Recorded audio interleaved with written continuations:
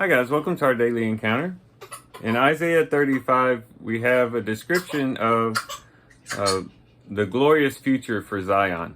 And there it talks about a situation where there's dryness, there's this desert area, but it's going to blossom. It's going to turn into a flowering, beautiful landscape.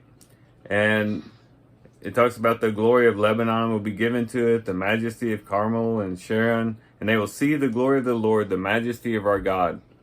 And different interpreters would put this particular chapter in different time frames.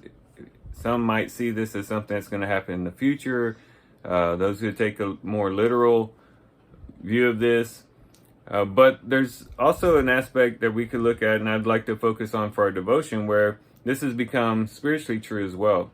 Those who have been have come together as God's people, who have come to faith in Jesus Christ, who have become a part of the heavenly Jerusalem, we've all experienced this. We've gone from this situation of dryness, spiritual deadness, but as we connected ourselves to Christ, we have become enlivened, and we've become like a fertile field, and we've become like an abundant landscape before God, spiritually speaking.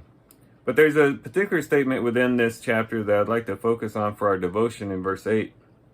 It says, "A highway will be there, a roadway, and it will be called the highway of holiness. The unclean will not travel on it, but it will be for him who walks that way, and fools will not wander on it. No lion will be there, nor will any vicious beast be up on it. These will not be found there, but the redeemed will walk there." I want to focus here on this idea of the highway of holiness. And that's where we are. We are the redeemed. We are God's people, and we are traveling down the highway of holiness. Now, to the original readers, this would perhaps be a little bit more significant than perhaps us looking back, historically at it, because those in Israel knew the importance of a highway. As a matter of fact, one of the reasons why Israel was so much contended for back then by the different nations is because it had several very important highways running through it.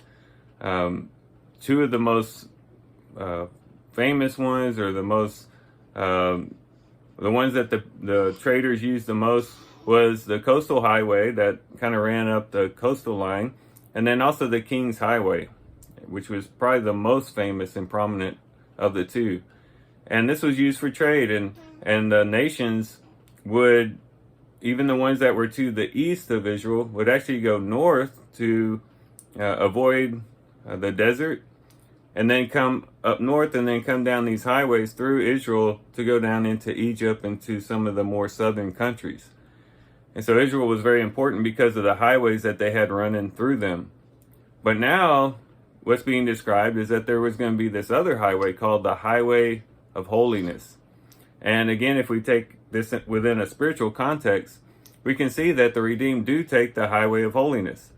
Our lives are basically directed and follow along this highway of holiness. We are all called to live a holy life. In 1 Peter chapter 1, he quotes from the Old Testament where he says, "Be ye holy, for I am holy, says the Lord." And he goes on to describe us as a holy nation. And we're a spiritual house being built up for a holy priesthood. And we are holy because of our connection to Christ, because of the sanctification process that we're in. And we're called to live holy lives. We're all called to walk down this highway of holiness. And, those who have traveled, if you drive a lot, it's always a bad thing when you get off of the highway. It's always a good idea to stay on the highway. My wife and I were going to a park today, and I got off of the highway and we ended up getting turned around. It took longer to get where we were trying to go, longer to get back as well. Usually the best course of action is just to stay on the highway. You get off of the highway, you start getting lost, you get turned around, you end up in the wrong part of town.